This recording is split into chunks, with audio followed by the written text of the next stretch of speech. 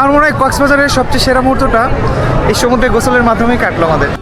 ভরা মৌসুমে কক্সবাজার ভ্রমণ, এই কথাটা শুনলে অনেকের মাথায় আসে অনেক খরচ, অনেক ভিড় আর অকারণ ভোগান্তি।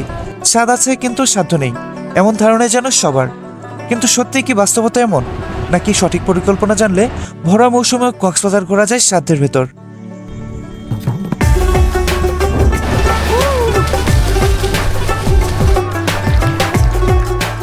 এই প্রশ্নের উত্তর খুঁজতেই নতুন বছরের শুরুতে আমরা প্ল্যান করলাম কক্সবাজার ভ্রমণের।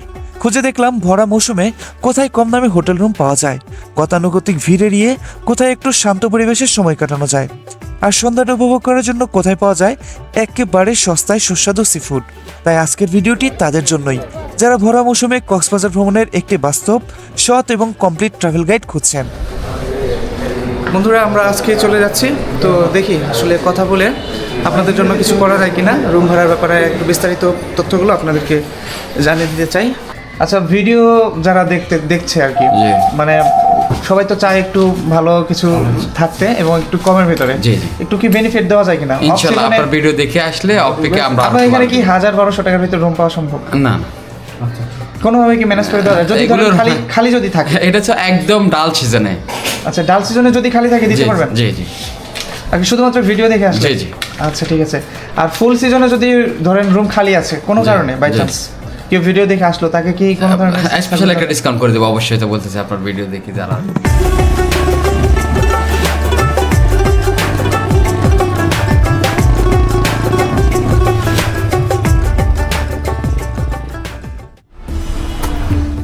যাত্রার শুরুটা হয়েছিল ঢাকার কল্যাণপুর থেকে। হানি পরিবহনের একটি রাত্রিকালীন নন এসি বাসে চড়ে আমরা চলে এলাম কক্সবাজার। বাস ভাড়া জনপ্রতি 950 টাকা। সকালবেলায় কক্সবাজারের সুগন্ধা পয়েন্ট থেকে সামান্য একটু দূর অবস্থিত একটি হোটেলে চেক ইন করলাম। হোটেল রুমটি আগে থেকে বুকিং করা ছিল, তাই সরাসরি চাবি নিয়ে রুমে ঢুকে পড়লাম। হোটেল ভাড়ার বিস্তারিত তথ্য ভিডিওর শেষের দিকে জানিয়ে দেব। আমার ভাগিনী, আমার ভাগিনা আর আমরা তিনজন খুব মজা করছি।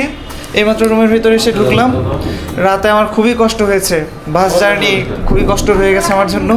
বেশ কয়েকবার বমিও হয়েছে, শরীর খুবই দুর্বল।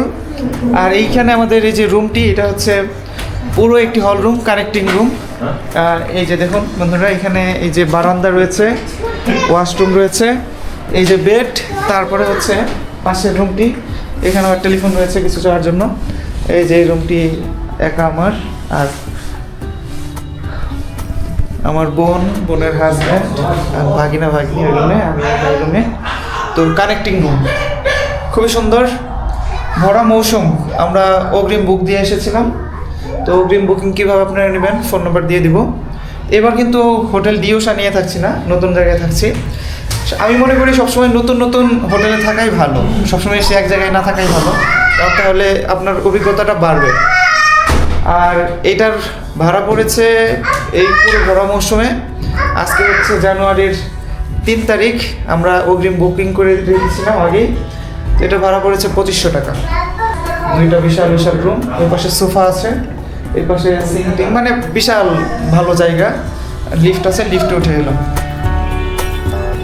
রুমে ব্যাগপত্র রেখে এবারে আমরা নিচে নামলাম এবং রওনা দিলাম সুগন্ধা পয়েন্টের দিকে।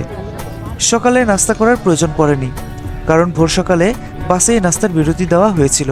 ভাই, লকারে কি কি রাখা যায়? সব কিছু রাখতে পারবেন। সব কিছু রাখা যাবে না? এই কত করে নেন এক লকারে? ঘন্টায় 40 টাকা। 1 ঘন্টা 40 টাকা। বন্ধুরা, এটাই হচ্ছে সুগন্ধা বিচের লকার। একটি না, এখানে 1টি 2টি 3টি, ওইদিকে আছে জুতা, জামা কাপড়, ড্রেস, মোবাইল, মানি ব্যাগ, বিভিন্ন জিনিস রেখে এখানে কিন্তু অনেকে গোসল করে। আর সাথে বন্ধু বান্ধব থাকলে তাদের হাতে দিতে পারেন।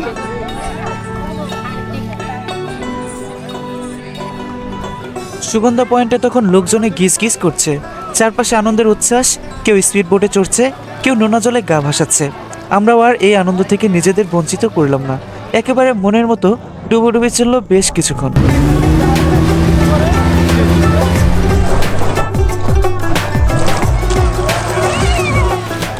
সাগরে পানির চেয়ে মনে হয় মানুষই বেশি। দেখুন চারিদিকে শুধু মানুষ আর মানুষ। খুবই অসাধারণ। খুবই অসাধারণ। জি জি। সমুদ্রে নোনা জলে দারুণ একটি সময় কাটিয়ে এখন আমরা আবার আমাদের হোটেল রুমের দিকে যাচ্ছি। আমার মনে হয় কক্সবাজারের সবচেয়ে সেরা মুহূর্তটা এই সমুদ্রে গোসলের মাধ্যমেই কাটলো আমাদের। গোসল শেষে আবারও হোটেল রুমে ফিরে ড্রেস চেঞ্জ করলাম এবং কিছুক্ষণ বিশ্রামও নিলাম। তারপর পুরোপুরি রেডি হয়ে দুপুরের খাবারের উদ্দেশ্যে আবার নিচে নামলাম। এখন আমরা দুপুরের খাওয়ার জন্য বের হলাম। খুবই ক্ষুধা লেগেছে। আসলে দীর্ঘ জার্নি করার পর সব কিছু টাইম মতো করাটা একটু কঠিন হয়ে যায়। তো দুপুরের খাবার খেতে আমাদের তেমন লেট হয়ে গেল।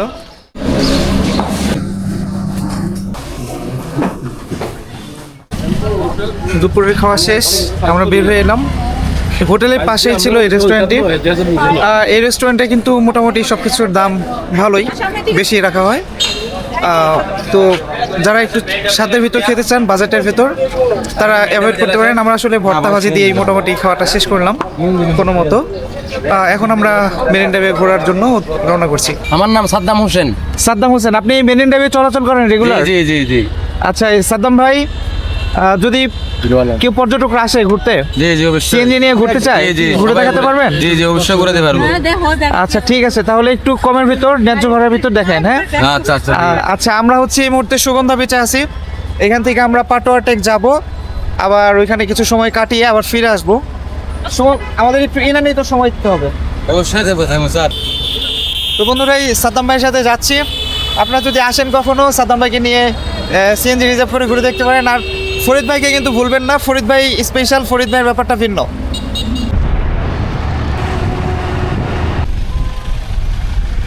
রেজু খালটি শুরু হওয়ায় এক পাশের গাড়ি যায়, তারপরে অন্য পাশের গাড়ির লাইন ছাড়া হয়। তো এই ফাঁকে আমরা কি করলাম, আমাদের সিএনজিটি যেহেতু দাঁড়িয়ে আছে, আমরা রেজু খালটি যেতেই পারছি। পাটোয়াটে অথবা ইনানি যাওয়ার পথে এই রেজু খালের এই জায়গাটায় একটু নামবেন। নেমে যদি কায়াকিং করতে চান করতে পারেন, না হলে এক দুইটি ছবি তুলে নিয়ে যাবেন। রেজু খালের স্মৃতি থেকে যাবে, আর জায়গাটা খুবই সুন্দর। এই যে রেজু খাল, কায়াকিং বোট। আমরা চলে এলাম পাটোয়া টেক। সাধারণত সবসময় ওই যে ওইখানটায় নামানো হতো, কিন্তু ওইখানে কাজ করা হচ্ছে, এই জন্য বিচের সব জিনিসপত্র এদিকে নিয়ে আসা হয়েছে এবং পর্যটকরা এখানেই নামছেন। বাতাস বইছে, খুব সুন্দর পরিবেশ। ওই তো ওইখানে বেড়িবাঁধ বা বাদ দেওয়া হচ্ছে বা কোনো কনস্ট্রাকশনের কাজ চলছে, এই কারণে কিন্তু মানুষজন এদিক দিয়ে আসছে। আর এইখানেও যে এত প্রবাল পাথর রয়েছে, আগে কিন্তু কখনো আসেনি, এর জন্য জানাও ছিল না। এবার আসার পর দেখলাম ওইখানের তুলনায় এইখানে আরো বেশি পরিমাণে প্রবাল রয়েছে। দিক দিয়ে রাস্তা করে দিচ্ছেন? ও, আপনি কি নিজের ইচ্ছাই করতেছেন নাকি নির্দেশনা আছে?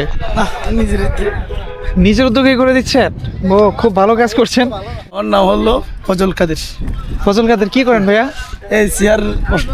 ও আচ্ছা, আমার নাম হচ্ছে আসিফ। এই যে ওনার নাম হচ্ছে ফজল কাদের। আমি ভাবলাম যে বীজ এখানে নিয়ে আসা হয়েছে হয়তোবা কোনো অথরিটি বা সরকারিভাবে এখান দিয়ে হয়তোবা পর্যটকদের নামার জন্য রাস্তা বানিয়ে দেওয়ার নির্দেশ দেওয়া রয়েছে, কিন্তু ভাই নিজে থেকেই করছেন।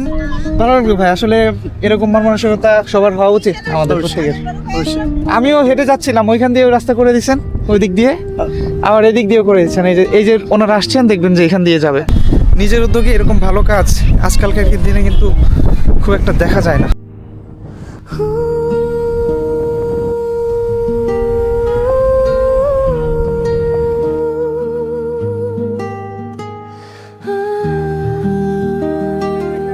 বিপদ নাই সেখানে, বিপদ নাই সেখানে, সূর্য মামা যেখানে, বিপদ নাই সেখানে, আল্লাহ আছেন যেখানে, বিপদ নাই সেখানে।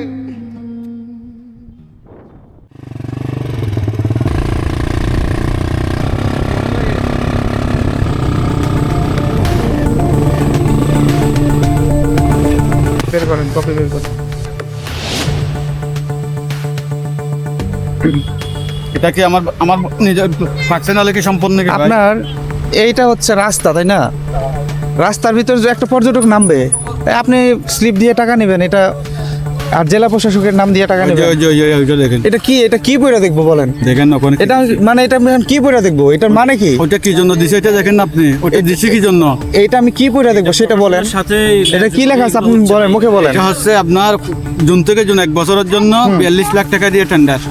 টেন্ডার কোন জায়গার, কিসের টেন্ডার? পাটুয়া টাকা এক্সপোর্টের প্রতি গাড়ি আপনার এসেন্সি হলে 30 টাকা, বাইক মানে হলে পর্যটকরা এখানে ঘুরতে আসলে চাঁদা দিতে হবে। বাইক হলে 20 টাকা আর বাস হলে 100 টাকা।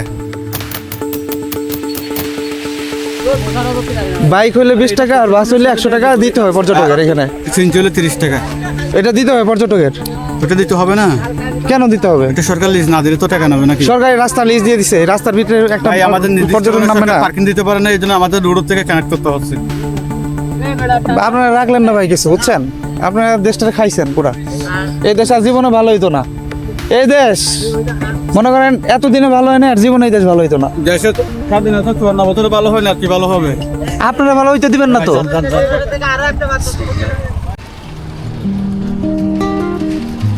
পাটোয়ার ট্যাগ থেকে এক অসম্ভব সুন্দর বিকেল আর হালকা তেতো কিছু অভিজ্ঞতা সঙ্গী করে আমরা ফিরে এলাম সুগন্ধা পয়েন্টে। এখানে ফুটপাতের ধারে খুবই সাশ্রয়ী দামে পাওয়া যায় সামুদ্রিক মাছের বারবিকিউ কিংবা মুচমুচে ঝাল ভাজা, যা সমুদ্র ভ্রমণের আনন্দকে আরও কয়েক গুণ বাড়িয়ে দেয়।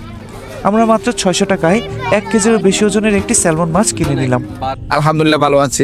লোকজন আসতেছে পর্যটক। কি আসতেছে আচ্ছা, কেমন সার্ভিস কেমন দিচ্ছেন? সার্ভিস খুব অসাধারণ করে ভালো করে দিচ্ছি। আজকে কেমন দাম যাচ্ছে? আজকে হলো আপনার মনে করেন স্যালমন দিচ্ছি 500 টাকা করে কেজি, সব কিছু রান্না টান্না আমাদের কাছে, আর কোনো এক্সট্রা চার্জ নেই আচ্ছা এক রেটে। আর টুনা বিক্রি করতেছি 450 টাকা, আচ্ছা আর কুরাল হচ্ছে 1000 টাকা কেজি। আচ্ছা। আর কাঁকড়া কেমন দামে বিক্রি? কাঁকড়া হলো আপনার পিস হিসাব, পিসে নিলে এইটা 200 টাকা করে। এই বড় সাইজে? হ্যাঁ, বড় সাইজের গুলো 200 টাকা করে দেয়, ছোটগুলো 150। চিংড়ি লবস্টার গুলো নিলে আপনার কেজি 2200 টাকা করে ধরি আমরা। 2200 টাকা করে বড় সাইজ। হ্যাঁ, বড় সাইজের গুলি। আর এমনি পিসে নিলে 300, 400, 500। ওইটা যার সাথে যেরকম দামাদামি হয়। দামাদামি হয় আর কি। এইটা কি চিংড়ি ভাই? এটা হচ্ছে ছোট সাইজের? গলদা চিংড়ি, পিস 60 টাকা করে বিক্রি করি। অক্টোপাস তো অনেকে খেতে চায়, এগুলো কেমন দামে বিক্রি করেন? অক্টোপাস এখানে সবাই এরা পিসের নেই, কেজি মাফানে না।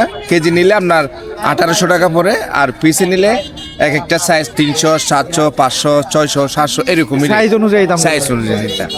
018362335888।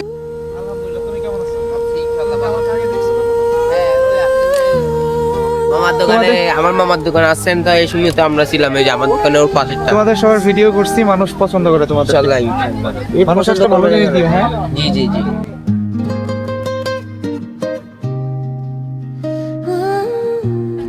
পরিবারের সবাইকে নিয়ে একসাথে সামুদ্রিক মাছ খাওয়ার অনুভূতিটা ছিল সত্যি আলাদা। খাবারের সাথে যেন আনন্দ আরও বেড়ে গেল। এভাবে ফ্রাই কখনো খাওয়া হয় নাই, ভালো। একটা সামুদ্রিক মাছের ফ্লেভার কিন্তু আছে। সমুদ্র মাছের ভালো ফ্লেভার আছে। ফরিদ ভাই, জি ভাই। কেমন লাগছে বলেন?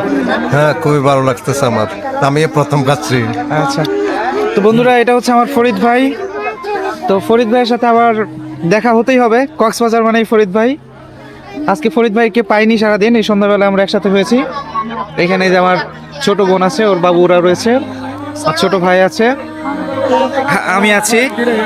তো সবাই মিলে সুন্দর একটা সন্ধ্যা কাটছে। আসলে কক্সবাজারে পরিবার নিয়ে আসলে সেই অনুভূতিটা ভিন্ন রকম হবে, আর সবচেয়ে ভালো অনুভূতি হবে। একা একা বেশ কয়েকবার এসেছি, সবসময় ফরিদ ভাই সঙ্গ দিয়েছে, কিন্তু এবার ফরিদ ভাই তো আছেই, সাথে পরিবারের আপন মানুষগুলো, প্রিয় মানুষগুলো রয়েছে। খুব সুন্দর সন্ধ্যা কাটছে। আর মাছের রিভিউ যদি বলতে হয় তাহলে বলবো যে এর আগে আমি এই স্যালমন মাছেরই বারবিকিউ খেয়েছিলাম, কিন্তু এবার ফ্রাই খাচ্ছি। সত্যি বলতে বারবিকিউর চেয়ে ফ্রাইটাই বেশি মজা লাগছে আমার কাছে। সব মিলিয়ে দিনটা কাটলো দারুণ সুন্দরভাবে। পরদিন সকালে আমরা রওনা হব স্বপ্নের দ্বীপ সেন্ট মার্টিন ভ্রমণের উদ্দেশ্যে। তবে তার আগে আপনাদের জানাতে চাই আমাদের থাকার হোটেলের রুমের ভাড়া ও সুযোগ সুবিধার সম্পর্কে বিস্তারিত। চলুন সেটাই আগে দেখে নেওয়া যাক। বন্ধুরা, আমরা আজকে চলে যাচ্ছি। তো দেখি আসলে কথা বলে আপনাদের জন্য কিছু করা যায় কিনা। রুম ভাড়ার ব্যাপারে একটু বিস্তারিত তথ্যগুলো আপনাদেরকে জানিয়ে দিতে চাই। ভাই আসসালামু আলাইকুম, কেমন আছেন? প্রবলেম নেই, সমস্যা নেই। ভাই একটু টাই বাঁধছিলেন, ইনফর্মাল ওয়েতে চলে এসেছি। তো আসলে ভাইয়ের সাথে একটু কথা বলে আপনাদেরকে রুম ভাড়া সম্পর্কে জানাতে চাই, আর দেখি আপনাদের জন্য কিছু করা যায় কিনা। আমাদেরকে 3টা ক্যাটাগরিতে রুম আছে। আচ্ছা কানেক্টিং রুম, 4 বেড, কাপল রুম। আচ্ছা, কানেক্টিং রুমে কয়টা করে বেড আছে? 2 রুমে 3টা বেড। 2 রুমে 3টা বেড? জি। আচ্ছা, আর হচ্ছে 4 বেডের রুম আছে? জি, 2 রুমে 2টা বেড। আচ্ছা, আর সিঙ্গেল একটা বেডের আছে? ওয়াশরুম। জি। আচ্ছা, কোনটার ভাড়া কোন সিজনে কেমন থাকে একটু আমাকে জানান। আমাদের নভেম্বর থেকে জানুয়ারি পর্যন্ত একটা রেট থাকে, জানুয়ারির পর থেকে আরেকটা রেট থাকে আর কি। জানুয়ারি পর বলতে ফেব্রুয়ারি থেকে? ফেব্রুয়ারি থেকে। ফেব্রুয়ারি থেকে ফেব্রুয়ারি 20 তারিখে। নভেম্বর থেকে জানুয়ারি, 3 মাস। 3 মাসটা একটু এই 3 মাসকে একটু প্রাইস বেশি থাকে, জি, জি। পর্যটক বেশি থাকে জি না? জি। কেমন ধরেন একটা কানেক্টিং রুম বা একটা কাপল রুমের কেমন ভাড়া আনুমানিক থাকে? এসি গুলো আমাদের অ্যাকচুয়াল প্রাইস হচ্ছে 6,000 টাকা। আমরা এখান থেকে 10% 20% অনেক সময় ডিসকাউন্ট করে থাকি। আর অফ পিকে আমরা 30 থেকে 40% পর্যন্ত ডিসকাউন্ট করে থাকি। আচ্ছা আচ্ছা আর আপনার ভিডিও দেখে আসলে ইনশাআল্লাহ আর একটু করার চেষ্টা করবো। আচ্ছা, আমি ওইটা বলছি না, মানে আমি একদম ফ্রেন্ডলি একটু কথা বলতে যাচ্ছি। ধরেন দুইটা বেডের একটা রুম নিলাম, কানেক্টিং রুম আর কি। দুইটা বেডের রুম নিলাম, ওইখানে আমরা মোটামুটি 4 জন থাকতে পারবো, কোনো ক্ষেত্রে 5 জনও থাকা যায়। জি জি। তো এই রুমগুলা নভেম্বর থেকে জানুয়ারি পর্যন্ত কেমন ভাড়া? 5,500 এসিটা, নন এসিটা 5,000। নন এসিটা হচ্ছে 5,000, জি। আর এসিটা 5,500। জি। আর অন্য সময় এখান থেকে ডিসকাউন্ট করবে আর কি। ওইটার উপরে ডিসকাউন্ট জি, ওই প্রাইসের উপর ডিপেন্ড। কেমন করতে পারে ডিসকাউন্ট করা? এগুলো 2 থেকে 2,500 এর মধ্যে চলে আসে। 2 থেকে 2,500 জি জি। টাকা। আর কাপড়গুলো আসলে আসে আপনার 1,700 থেকে 2,500 এর মধ্যে। আচ্ছা আচ্ছা, ভিডিও যারা দেখছে আর কি, জি। মানে সবাই তো চায় একটু ভালো কিছু থাকতে এবং একটু কমের ভিতরে। জি জি। একটু কি বেনিফিট দেওয়া যায় কিনা? ইনশাআল্লাহ আপনার ভিডিও দেখে আসলে অফ পিকে আমরা আপনার এখানে কি 1,000-1,200 টাকার ভিতরে রুম পাওয়া সম্ভব? না, কোনোভাবে কি ম্যানেজ করে দেওয়া যায়? যদি ধরেন খালি যদি থাকে। এটা হচ্ছে একদম ডাল সিজনে। আচ্ছা, ডাল সিজনে যদি খালি থাকে দিতে পারবেন? জি জি। আর কি শুধুমাত্র ভিডিও দেখে আসলে? জি জি। আচ্ছা ঠিক আছে। আর ফুল সিজনে যদি ধরেন রুম খালি আছে কোনো কারণে, বাই চান্স কেউ ভিডিও দেখে আসলো, তাকে কি কোনো ধরনের স্পেশাল একটা ডিসকাউন্ট করে দেবো অবশ্যই। তো বলতেছে আপনার ভিডিও দেখে যারা আসবে, তো তখন কি 2,500-3,000 এর ভিতরে রুম পাওয়া সম্ভব? এই সময়ের উপর ডিপেন্ড করব। আর পিক আওয়ার গুলোতে এই প্রাইস সম্ভব। আচ্ছা বন্ধুরা, আসলে ফর্মাল ভাবে বলছে ভাই, আমি একটু করলাম। আপনারা আসবেন, ফুল সিজনে যদি রুম খালি থাকে আপনারা ভিডিও দেখবেন। কাপল রুমগুলো চেষ্টা করব ভাই 2,000 টাকার ভিতর দিবেন কাপল রুম, ইনশাআল্লাহ ইনশাআল্লাহ। ঠিক আছে ইনশাআল্লাহ। আর কানেক্টিং রুম 2টা বেড থাকবে 2,500 টাকার ভিতরে ইনশাআল্লাহ ভাই দেওয়ার চেষ্টা করবেন। ইনশাআল্লাহ। যদি ফাঁকা থাকে অবশ্যই দিবে। আর ফোন নাম্বার দিয়ে দিচ্ছি, ফোন করে আসবেন। যদি ফাঁকা থাকে তাহলে অবশ্যই পেয়ে যাবেন। আর অফ সিজনে যদি আসেন 1,000 থেকে 1,500 টাকার ভিতরে ইনশাআল্লাহ রুম পাবেন, সিঙ্গেল বেড এবং হচ্ছে ডাবল বেড। ভাইকে বলবেন ভিডিও দেখাবেন, ঠিক আছে ভাই? Thank you.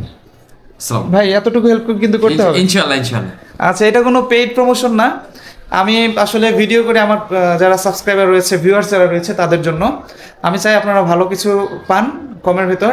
এবং যেহেতু এটা পর্যটন এরিয়া, অনেকেই সঠিক গাইডলাইনের অভাবে হোটেল খুঁজে পান না বা কীভাবে ঘুরবেন, সব কিছুই কিন্তু আমার চ্যানেলে দেওয়া রয়েছে। আর আমি এখানে থাকলাম, এর আগে অন্য হোটেলেও ছিলাম। ভবিষ্যতে যদি এর চেয়ে ভালো কোনো অপশন পাই অবশ্যই আপনাদের সাথে শেয়ার করবো। আচ্ছা, একটি নতুন রুম আমাদের দেখানো হবে, দেখে আসি বন্ধুরা কেমন, সেটার দামও আপনাদের জানাবো।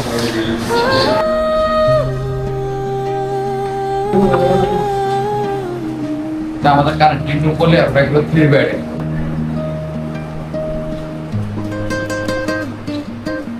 এই রুমগুলো হচ্ছে এই হোটেলের special room, connecting room. Bed রয়েছে পর্যাপ্ত পরিমাণে, 2টি বেড রয়েছে 2টি রুমে। আর পরিবেশটাও বলার ভাষা রাখে না, ভালো, খুব ভালো। আপনাদের একটু জানাতে চাই যে আসলে এই রুমগুলোর ভাড়া কেমন, আর একটু ডিসকাউন্ট দেওয়া যায় কিনা। ভাই এগুলোর ভাড়া কেমন আসলে? এটা অ্যাকচুয়াল প্রাইস 7,000। আমরা সময়ের উপর ডিপেন্ড করে আপনার ভিডিও দেখে আসলে আমরা ভালো একটা ডিসকাউন্ট করে দেবো ইনশাআল্লাহ। এই সিজনে পিক আওয়ারে 7,000 3 বেডটা এখন 7,000। এখন যদি ডিসকাউন্ট দেন এখন কততে দিতে পারবেন? এখন আমি এগুলো 5,000 টাকার মধ্যে আপনাকে করে দেব। 5-এর ভিতরে? জি। আর যদি অফ সিজনে আসি, যদি আপনার রুম ফাঁকা থাকে কত রাখতে? 3 এর মধ্যে করে দেব। 3-এর ভিতর করতে পারবেন ইনশাআল্লাহ। ঠিক আছে ভাই। Thank R you. যদি পারেন আরো 500 টাকা লেস করে দিবেন। ইনশাআল্লাহ চেষ্টা করব, সময়ের উপর ডিপেন্ড করে আমি চেষ্টা করব সর্বোচ্চটা দেওয়ার চেষ্টা করব। না না, চেষ্টা না, এই যে উনি হচ্ছেন ম্যানেজার ভাই। যদি রুম ফাঁকা থাকে অফ সিজনে চলে আসবেন, ফেব্রুয়ারির পর থেকে একেবারে নভেম্বরের আগ পর্যন্ত অফ সিজন চলে আসবেন। এই সময় 2,500 টাকার ভিতরে এই রুম পেয়ে যাবেন। ভাই দিতে হবে 2,500 টাকা, ইনশাআল্লাহ। ঠিক আছে? ওকে, থ্যাংক ইউ। ভিডিও সম্পর্কিত কোনো মতামত থাকলে কমেন্টে জানাবেন। ভালো লাগলে লাইক করুন, অন্য বন্ধুদের দেখার জন্য শেয়ার করে দিন। আমাকে সাপোর্ট করতে অবশ্যই চ্যানেলটি সাবস্ক্রাইব করুন। সবার জন্য রইল অনেক অনেক শুভকামনা।